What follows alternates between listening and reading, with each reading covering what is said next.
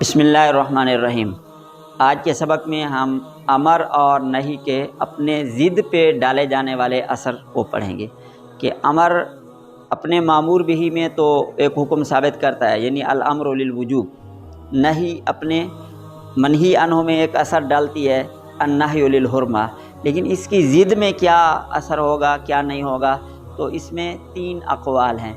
پہلا قول یہ ہے کہ امر اگر وجوب کے لیے ہوگا تو اس کی ضد میں حرمت ثابت ہوگی۔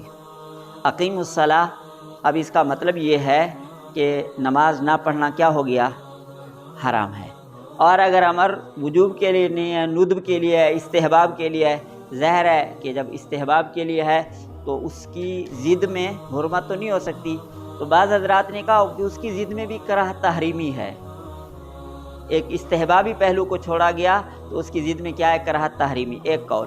دوسرا قول یہ ہے کہ نہیں، امر جب وجوب کے لیے ہو پھر تو اس کی ضد میں حرمت والا قول ثابت ہوگا، لیکن جب وجوب کے لیے نہ ہو، استحباب کے لیے ہو، تو کسی نے اگر استحباب کو چھوڑ دیا تو اس سے کہاں سے کراہت تحریمی آ گئی، کراہت تنزیہی بھی نہیں ہونی چاہیے، یہ جائے کہ کراہت تحریمی۔ یہ ہو گئے دو قول۔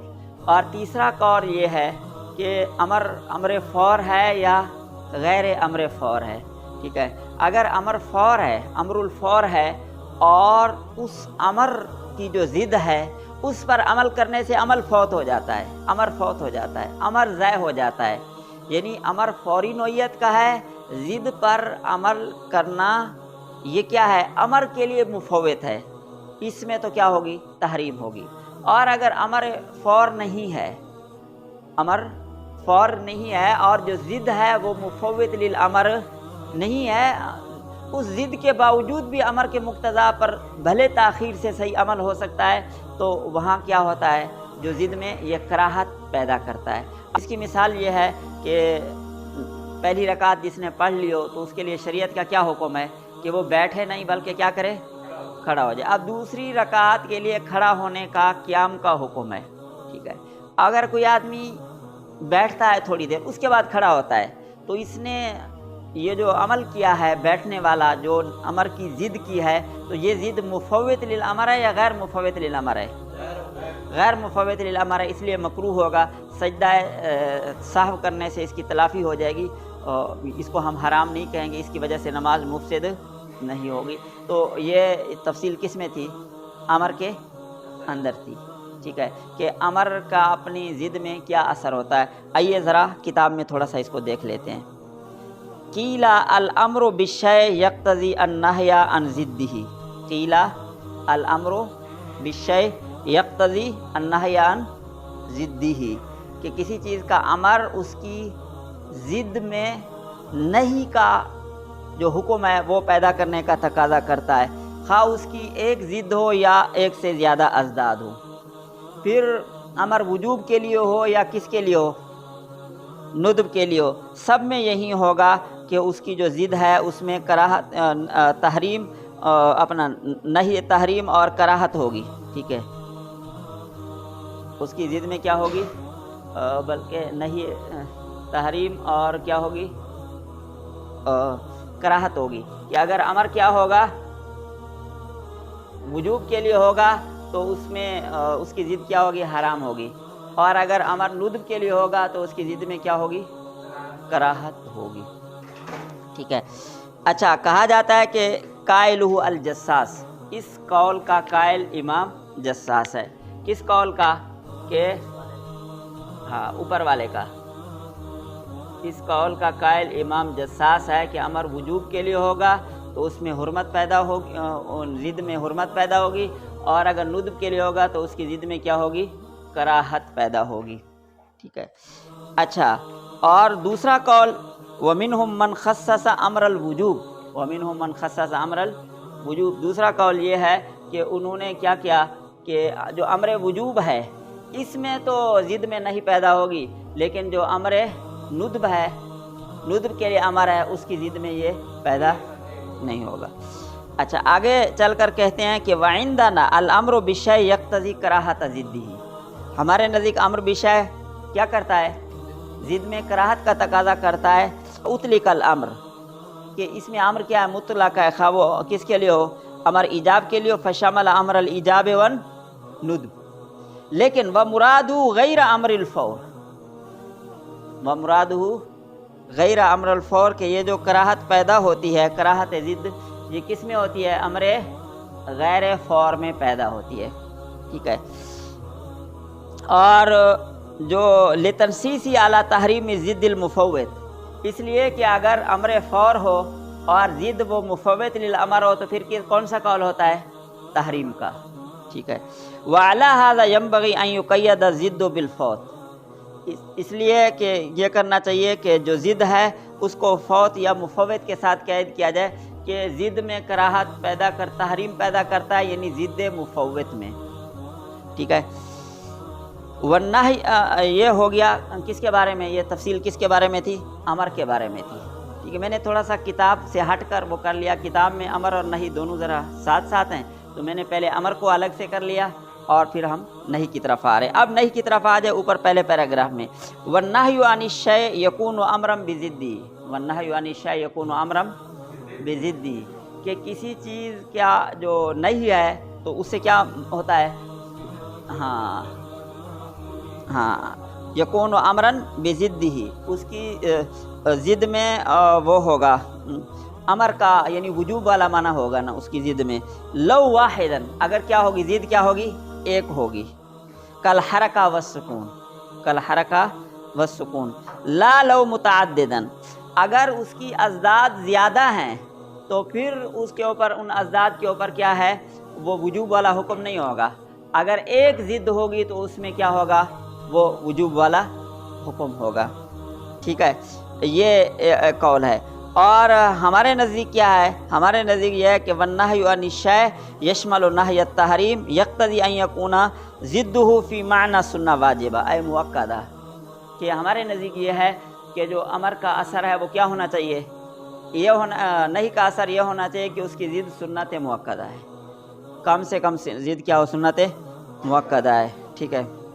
اور یہ سنت مؤکدہ کیا ہوتی ہے؟ کل واجب فی القوہ، قوت میں ایسے ہوتی ہے جیسے کیا ہو؟ واجب ہو. ٹھیک ہے. تو یہ گویا کہ نہیں کا اثر ہو گیا اپنی ضد میں. اب آئیے اس کی اور مثال کی طرف. ٹھیک ہے. تو دونوں مثالوں کو ہم دیکھتے ہیں. امر والی مثال کو ہم دیکھتے ہیں تو وہ یہ ہے کہ وفائدۃ ھذا الاصل اے اقتضاء الامر بالشیء کراہۃ ضدہ ان التحریم ثابت فی ضد المأمور به اذا لما لم يكن مقصودا بالامر لثبوت ضرورۃ لم يعتبر مفسدا للعبادہ، وہ مفسد عبادت نہیں ہوگی. ٹھیک ہے. الا من حیث یفوت الامر، یا من حیث یفوت الامر. ہاں اگر ایسی نوعیت بن جائے کہ اس ضد کی وجہ سے امر کیا ہو رہا ہو؟ فوت ہو رہا ہو، امر ختم ہو رہا ہو. فَإِذَا لَمْ يُفَوِّتُ لَمْ يَكُنْ مُفْسِدًا، اور اگر وہ مفوت نہیں ہے تو مفسد نہیں ہے. اب اس کی مثال کیا ہے؟ بلکہ وہ کیا ہوگا؟ مکروہ ہوگا. کل امر بالقیام الی الرکعۃ الثانیہ، کل امر بالقیام الی الرکعۃ الثانیہ، کے دوسری رکعت کے لیے جو کھڑا ہونا ہے تو لیس بنہی عن القعود قصدا. اب اس دوسری رکعت کے لیے کھڑا ہونا یہ بیٹھنے کی مقصوداً نہیں ہے، بالقصد نہیں ہے.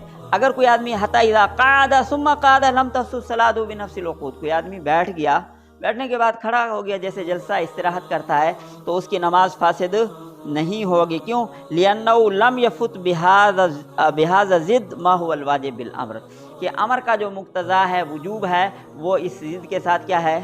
فوت نہیں ہوا.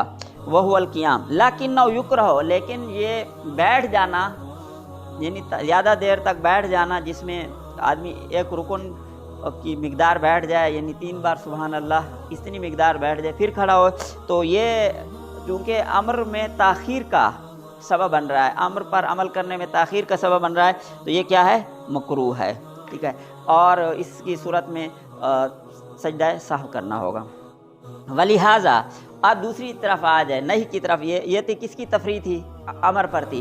نہیں کے حکم پر کیا تفریح ہے؟ کہ لأن النہی یقتضی سنیت ضد، کیونکہ نہیں سنیت ضد کا تقاضا کرتی ہے، اس لیے ہم نے یہ کہا ہے کہ ان المحرم لما نہی عن لبس المخیط سارا معموراً بلبس غیرہ کانا من السنہ لبس الازار والرداء لانہما ادنی ما تقع بہ الکفایہ، کہ جب مخیط سے روکا گیا ہے، ٹھیک ہے، یہ نہیں ہے، تو اس کا مطلب ہے غیر مخیط پہننا وہ کیا ہو گیا؟ سنت ہو گیا۔ تو غیر مخیط میں کم از کم کیا ہے؟ رداء اور ازار ہے، کیونکہ اس کے بغیر تو گزارا نہیں چلتا نا۔ تو یہ مقدار کیا ہوگی؟ ادنی ما تقع بالکفایہ، یہ کیا ہو جائے گا؟ سنت ہو جائے گا، ٹھیک ہے۔ اور ولہذا ایک تیسری تفریح ہے، یہ جو ہے السجدہ علی مکان نجس، تیسری تفریح یہ ہے کہ جو اختلافی ہے، ٹھیک ہے، کہ ولہذا اے لأنہ یوجب کراہۃ ضدی اذا لم یفوت، کہ چونکہ نہیں امر جو ہے وہ اپنی ضد کو کیا کرتا ہے؟ اس میں کراہت پیدا کرتا ہے جب کیا ہو؟ وہ مفوت ہو، حرمت پیدا کرتا ہے جب مفوت ہو، اور کراہت پیدا کرتا ہے جب کیا ہو؟ غیر مفوت ہو۔